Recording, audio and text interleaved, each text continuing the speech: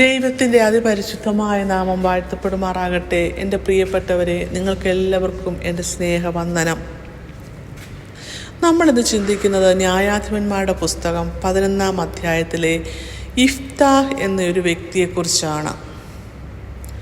ലോകം തള്ളിക്കളയുന്നവരെ ദൈവം എങ്ങനെ ഉയർത്തുന്നു എന്നും പ്രതിസന്ധികളിൽ നാം ദൈവത്തോട് വിശ്വസ്തത പുലർത്തേണ്ടതിൻ്റെ ആവശ്യതയെക്കുറിച്ചുമാണ് ഈ പുസ്തകത്തിലെ ഈ അധ്യായം നമ്മളെ ഓർമ്മിപ്പിക്കുന്നത്.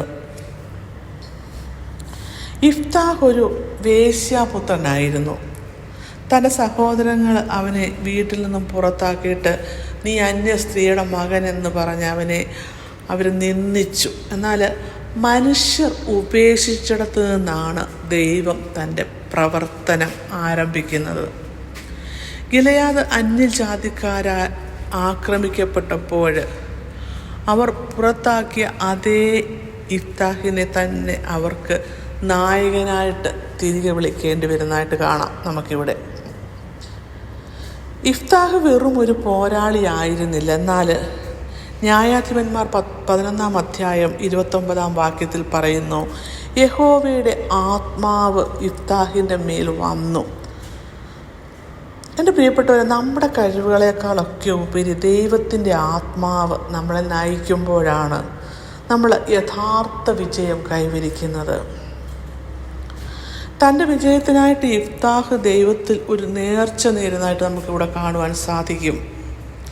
അതവന് വ്യക്തിപരമായിട്ട് ഭയങ്കരമായിട്ടുള്ളൊരു വേദന നൽകിയെങ്കിലും അവൻ്റെ ഏകപുത്രിയെ ദൈവത്തിന് യാഗം സമർപ്പിക്കേണ്ടി വന്നെങ്കിലും ആ ദൈവത്തിന് കൊടുത്ത വാക്ക് പാലിക്കുന്നതിൽ അവൻ ഉറച്ചു നിൽക്കുന്നതായിട്ട് നമുക്ക് കാണുവാൻ സാധിക്കും.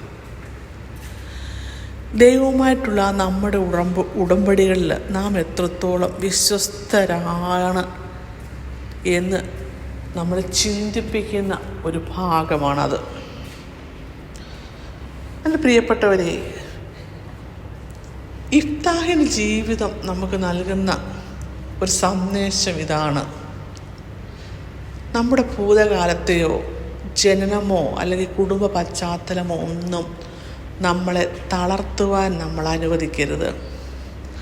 ലോകം നമ്മളെ അയോഗ്യരെന്ന് മുദ്ര കുത്തിയാലും ദൈവത്തിൻ്റെ ആത്മാവ് നമ്മുടെ മേൽ വന്നാൽ നമ്മൾ ഒരു ശൂരനായിട്ടുള്ള ഒരു വീരനായി മാറും എന്നുള്ളതാണ്.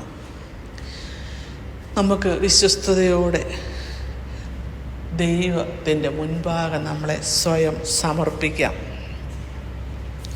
നമുക്ക് പ്രാർത്ഥിക്കാം. സ്വർഗസ്നായ ഞങ്ങളുടെ പിതാവേ, ഇഫ്താഹിൻ്റെ ജീവിതത്തിലൂടെ അവിടുന്ന് ഞങ്ങളോട് സംസാരിച്ചതായി ഞങ്ങൾ അങ്ങോട് നന്ദി പറയുന്നു.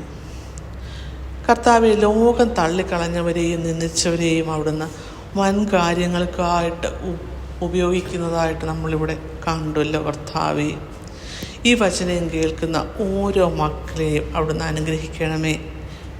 ഞങ്ങളുടെ ജീവിതത്തിലെ പ്രതിസന്ധികളും തിരസ്കരണങ്ങളിലുമൊക്കെ തകർന്നു പോകാതെ അങ്ങയുടെ ആത്മാവിൻ്റെ ശക്തിയാൽ ഇതിനെയൊക്കെയും ജയിക്കുവാൻ ഞങ്ങളെ സഹായിക്കണമേ. ഇഫ്താഹിനെ പോലെ ദൈവത്തോട് വിശ്വസ്തത പുലർത്തുന്നവരായിട്ട് ഞങ്ങളെ നീ മാറ്റണമേ. കർത്താവേ, അവിടുത്തെ കൃപയാൽ ഞങ്ങളുടെ കുറവുകളെ മാറ്റുകയും ഞങ്ങളെ അങ്ങയുടെ മഹത്വത്തിനായിട്ട് ഉപയോഗിക്കുകയും ചെയ്യണമേ. എല്ലാ മഹത്വവും അങ്ങേക്ക് മാത്രം അർപ്പിക്കുന്നു. യേശുക്രിസ്തുവിൻ്റെ നാമത്തിൽ തന്നെ. ആമേൻ.